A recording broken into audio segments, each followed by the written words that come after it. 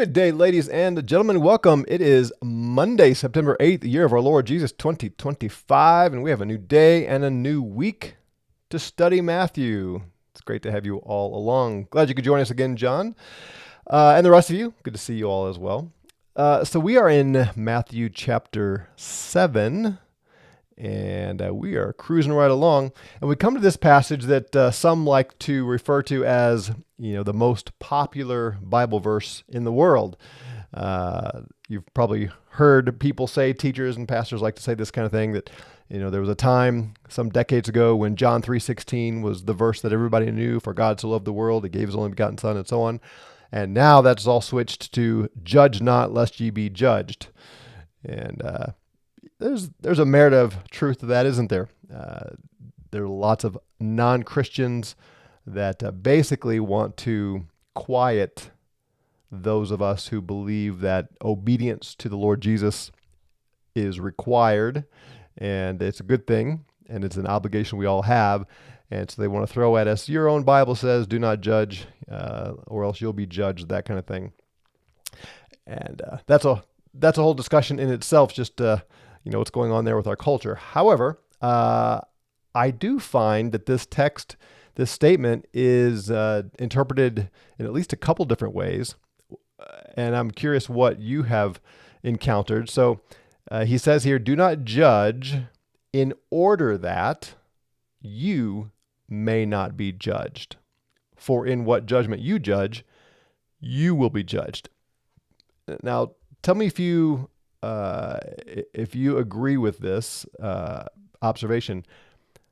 I think most of the Christian teachers and pastors and theologians that I have heard speak on this topic believe that the judgment for you is God's judgment. In other words, it's don't judge others so that you aren't judged by God, because the judgment you use for others will be the judgment God uses for you. Something along those lines.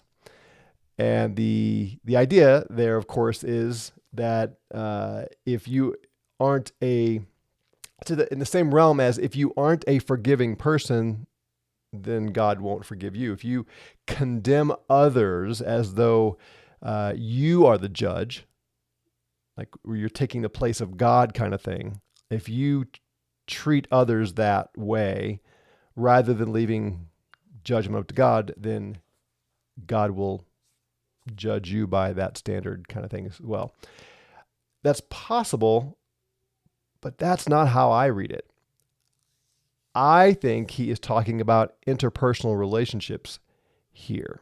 Megan says, yes, that's what I've heard as well. I think he's talking about how to treat one another.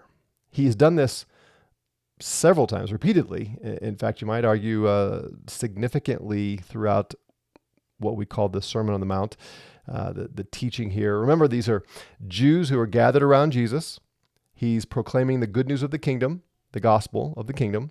He's healing their diseases and so on. And he is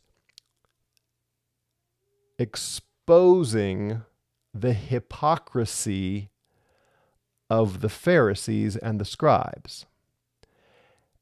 And he says very pointedly, shockingly, in fact, if you Jews who are listening to me, if you are not more righteous than the Pharisees and scribes, you won't get into the kingdom of heaven.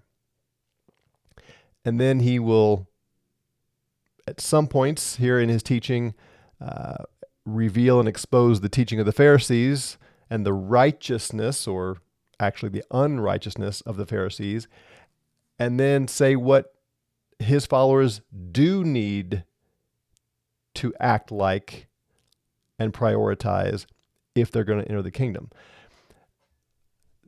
We know the Pharisees were self-righteous. They were pretentious. They did not exhibit grace and mercy. I think they created a culture among the Jews of this critical, condemning spirit. And that what Jesus is saying here is, if that's how you treat others, that's how they will treat you. The way you judge and criticize others, they're going to do the same thing to you. This is all heading toward verse 12, which we will look at tomorrow or Wednesday, where he says, all things, therefore, whatever you may will that men may be doing to you, so also do to them, for this is the law and the prophets. So the Pharisees and the scribes teaching the law is, they are using the law and modeling using the law to condemn everyone who disagrees with them and violates their own standards.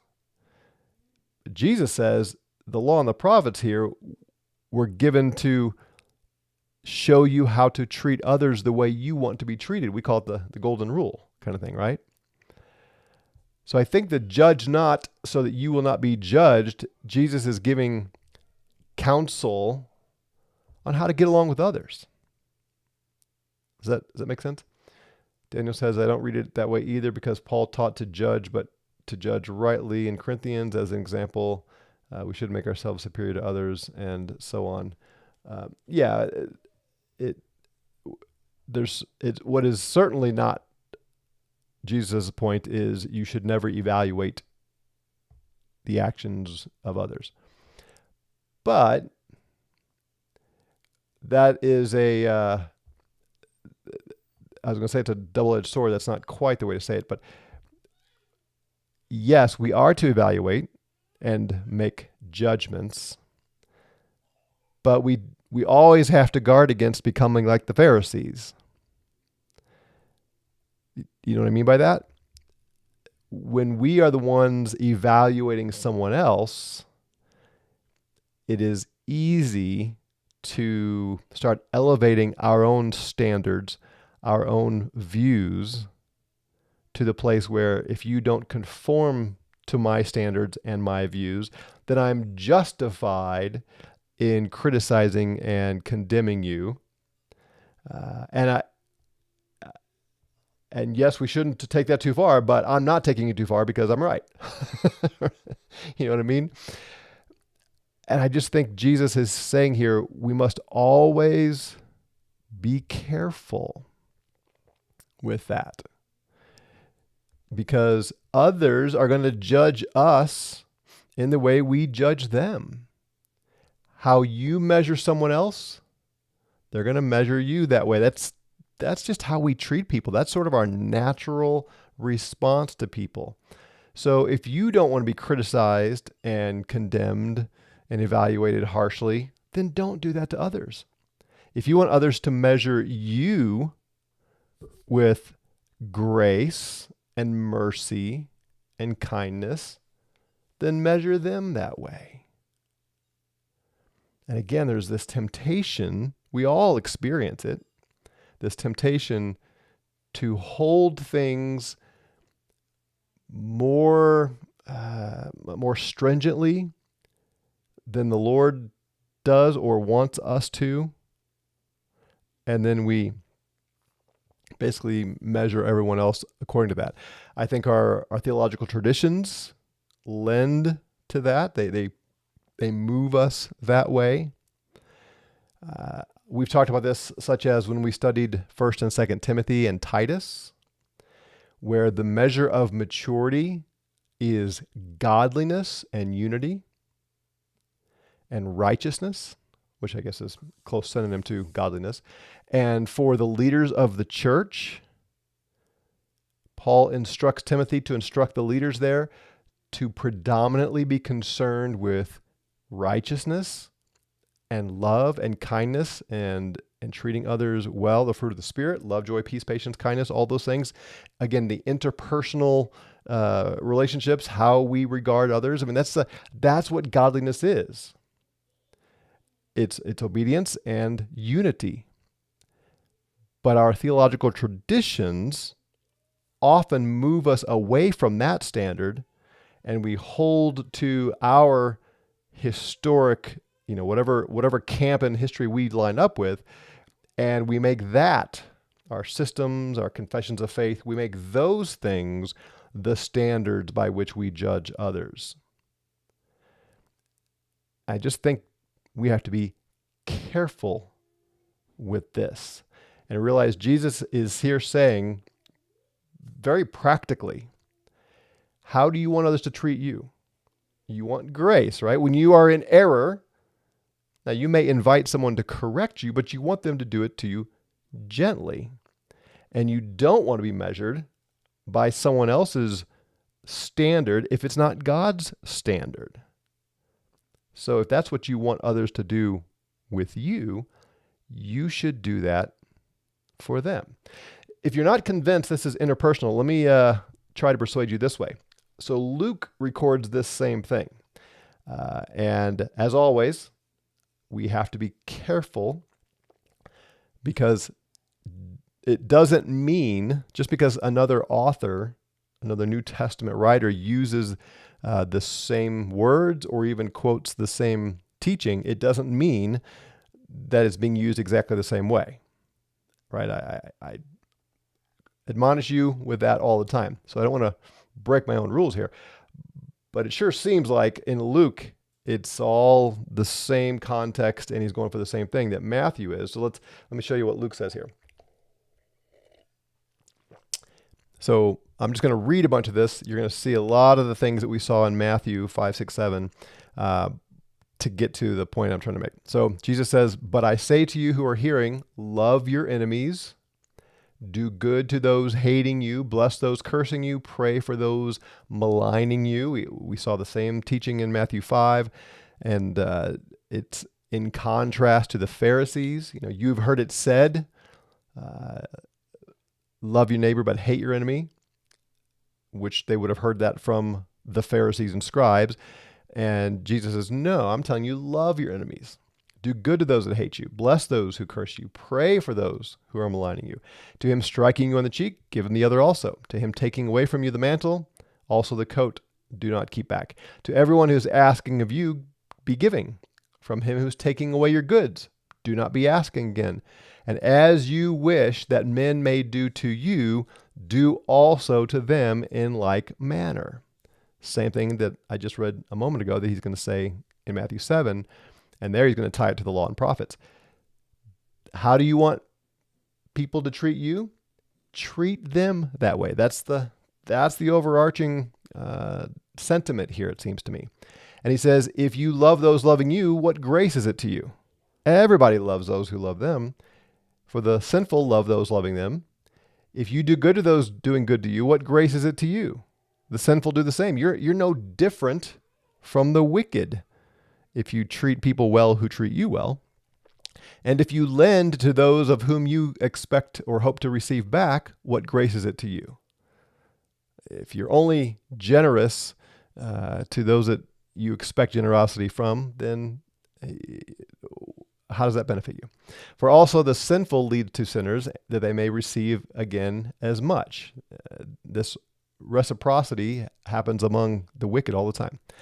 But he says, love your enemies, do good, lend, hoping for nothing again, and your reward will be great, and you'll be sons of the highest, because he is kind and kind to the ungracious and evil. Be therefore merciful as your Father is merciful. And do not judge, and you may not be judged. Do not condemn, and you may not be condemned. Release, and you will be released. Give, and it will be given to you, good measure, pressed and shaken, running over. They will give into your bosom, not he. Right? Give, and it'll be given to you. Abundantly, not God will give into your lap and make you prosper, but they will, the people that you are treating well. For with that measure with which you measure, it will be measured to you again. All of this seems to me in the context of the interpersonal relationships. Be kind, gracious, and to everyone, not just those who have already done good for you.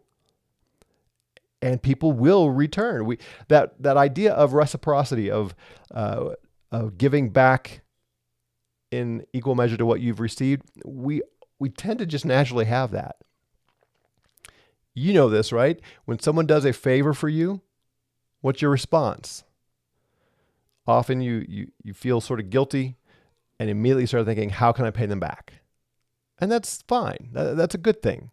Now, we all do need to learn how to just receive gifts and not feel the obligation so that someone can actually give you something, right? If you immediately start thinking, oh no, please don't be so generous, and how do I repay you for this? You're sort of robbing that person from the opportunity to just bless you. But we know how this works, and it is true that we do tend to respond in kind to others. And so Jesus is saying, don't just do this for those who treat you well, do it to everybody. And generally speaking, there will always be exceptions, but generally speaking, people will respond mercifully and generously with you. And then he spoke an allegory and said, is the blind able to lead the blind? Will they not both fall into a pit? A disciple is not above his teacher, but everyone perfected, that is reaching the goal, will be as his teacher. What's the point there? Whoever's teaching you, you're going to be like the teacher. If they follow the scribes and Pharisees, they're going to be like them. And they're going to love their neighbors but hate their enemies. And they're only going to do good to those they expect to receive good back from.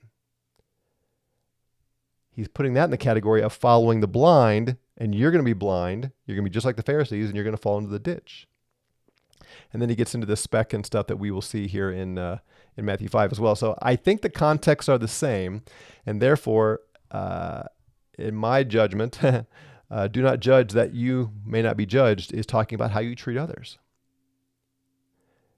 For in what judgment you judge, you'll be judged. And in what you measure, it'll be measured to you. So if that's true, it's probably time for a little self-evaluation. Are you critical of others? Now, you may not be a very good judge of your own judging, because again, we are so quick to minimize our critical spirit, justify it, rationalize it. Sometimes it just becomes so part of how we speak to others and think of others that we don't even realize we're doing it. So maybe it would behoove us to ask someone who knows us well and that we trust, and just ask them, do you find in me a critical spirit? Do you find me condemning others quickly and holding them to standards that I would never want to be held to? That would be a humbling experience, and you'd be taking a risk. You might hear something you don't want to hear, but it might be something you need to hear. It may be, if you find people criticizing you, it may be because they're returning the favor, so to speak. I've certainly been there when it comes to theological perspective. And I find people being unduly harsh with me. A lot of times I realize, okay, I've kind of brought some of that on myself. Now, certainly there are people that just go out of their way without any prompting or warrant to be critical, and fine, and I can usually brush that off. But if I step back and say, if I provoked that, sometimes the answer is yes. And I'm being measured by the same standard I'm measuring others by. So, are you willing to take that risk? He goes on and says, and why do you behold the speck that is in your brother's eye, and do not consider the beam that is in your own eye? Or how will you say to your brother, permit that I may cast out the speck from your eye, and behold, the beam is in your own eye? Hypocrite, first cast out the beam out of your own eye, and then you will see clearly to cast out the speck out of your brother's eye. Now that's a vivid visual illustration, isn't it? Like, you want to find just the smallest imperfection in someone else while you are blind to the massive log that is coming out of your own. You don't see the enormous imperfection in yourself, and you want to be that person to help the other person improve by removing just the littlest thing from them. And Jesus says, no. First, look at yourself. First, remove your own failures and weaknesses. And then you can see clearly to help your brother. And what so often happens when we focus on our own imperfections and failures, where we come up short on things, suddenly we don't really care to pay attention to the little speck in our brother's eye, right? You see kind of what he's getting at there. If you first examine yourself, you may find your evaluation of someone else is quite a bit different than it would have been. This is, again, it's humbling, but we need to take him seriously. You and I need to take the Lord Jesus seriously here. Are you willing to do that? Can you think of people in your life in the last few days or weeks that you've been critical of? Those that you think they really need to change this behavior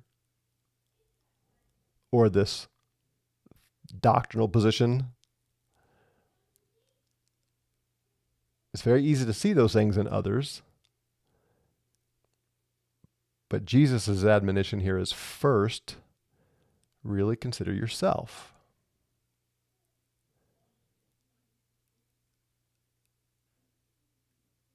If we do that,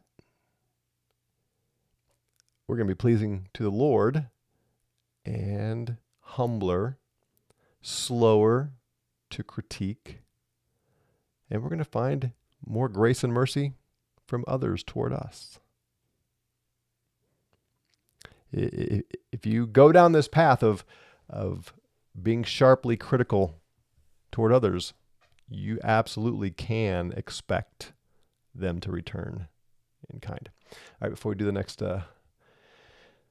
section, let me take a look at some of your comments here, because it does seem to change a little bit.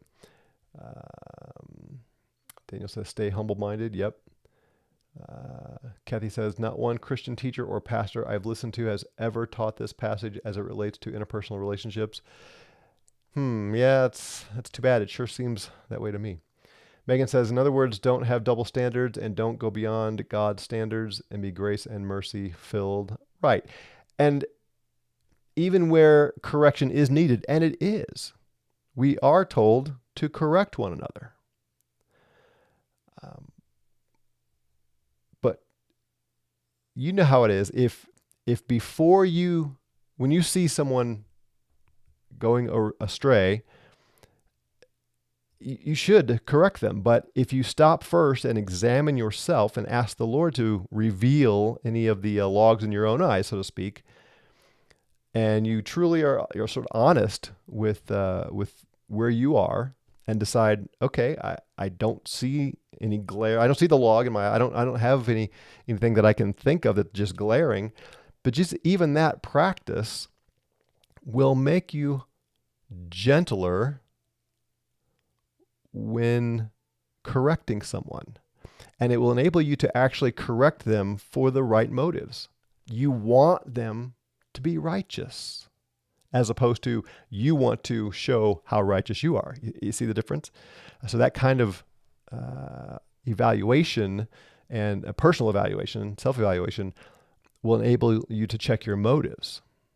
If someone sees me going off the path and they genuinely are concerned for my well-being and are willing to come and say, hey, I heard you say this, I noticed this behavior or whatever, and I want to call you out on it, I receive that as loving. I don't always like it, but I receive it as loving. But that comes across very differently if they just are wanting to point out, how awful they think I am in a self-righteous way. That does not come across as loving at all. Right? So on your end, if you're the one that needs to do the correcting, start with you, and then you'll be in a better position to do it rightly, and again, for the benefit of the other rather than your own self-righteousness. Warren says, home early for lunch. Very thankful for all your work, Doug. Well done. Good and faithful servant. Thank you. Appreciate that. Joe says, in my opinion, I think in our judgment, we must extend mercy and encourage others to see the love of God in our judgment. And yeah, is that kind of similar to what I was getting at? Is judging and correcting is because I want you to walk in righteousness and so on, not just because I'm taking the opportunity to beat you down. Derek says, so is this different than Matthew 6:14, 15, which says, forgive men their trespasses and he will forgive you. Yeah, I think it's different. Yeah, exactly. I think in the Lord's Prayer there, Jesus is saying, if you don't forgive others, then your Father in heaven won't forgive you. Whereas here, I think it's interpersonal, not God's judgment. So yes, exactly. Jim says, I think it's better sometimes to listen more than to comment to other people. Yeah, agreed. And again, we are told to correct one another. We need to hold each other accountable, but being slower to do that is probably, for most of us, the right thing, because it's so easy to hold them to our standards, not God's. Yeah, very good. Zebula says, I see judging as if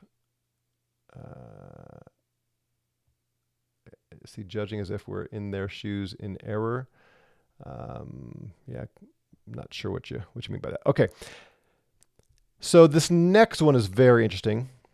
Verse 6, you may not give that which is holy to the dogs, nor cast your pearls before the pigs, that they may not trample them among your feet, and having turned, may tear you apart. Now, the basic point of the illustration is obvious. Don't give what is holy to the dogs. The Jews were forbidden from giving sanctified temple meat and things to the dogs. Dogs were not pets. They were not like our dogs today. They were unclean. Vile is not quite the right word, but they were a low. They just weren't man's best friend. Any of that kind of thing. They were mangy, unclean, scavenger kind of thing. Right? To be called a dog was a great insult. So don't take the holy meat that was set apart in the temple and give it to these nasty dogs. Don't take your pearls, valuable jewelry kind of thing, almost money in a sense, and throw them to the pigs, because the pigs will trample all over the pearls and shove them in the mud and that kind of thing. And then he says, and having turned, they may tear you apart, probably referring back to the dogs. So I think the trampling probably refers to the pigs, and the tearing you apart goes back to the dogs. That's all obvious and true enough. But why bring up the turning and tearing you apart piece? So the casting your pearls before the swine remains even to our day as a proverbial statement. Right? You take your precious things and throw them into the pit with the pigs. Don't do that. That's a waste of what's valuable. That all makes sense, but when he says they will turn and tear you apart, again, I think he means the dogs. So you throw the holy meat to the dogs. That's in the Jewish context, that is forbidden. And it is also a waste, but it provokes the dogs to turn and bite you and devour your flesh. Why throw that into the mix? Why does Jesus go there? I don't know for sure. So it is possible he's simply using an illustration that in general, Don't waste precious, holy things on the vile and unholy. But I can't help but think there's an allusion to the Pharisees and scribes here, that they would be in the categories of the dogs and the pigs. You are holy, speaking to his Jewish audience. You have the precious truth of the kingdom that he's been saying. Don't turn and be like the Pharisees and the scribes, and don't follow them, or they will rip you apart. Yeah, and he says hogs will tear you up as bad as dogs. Yeah, certain types of I hear you. That's true. Jim says don't give advice so much unless they ask. Yeah, I don't know that that's the point. That doesn't quite strike me that way. Anyway, something to think about. Maybe we'll talk about it a little bit more tomorrow. Give it some thought, see what you think, and if you have comments, bring them back tomorrow or put them in the comments later. I just wonder if he's not going a little bit beyond the proverbial don't waste what is valuable on something that's not valuable. So give us a thought, and we'll see if we get any fresh ideas tomorrow. All right, we're going to leave it there.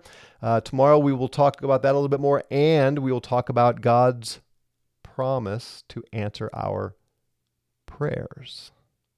So be sure to come back for that. Have a great day, everyone. Grace and peace to you.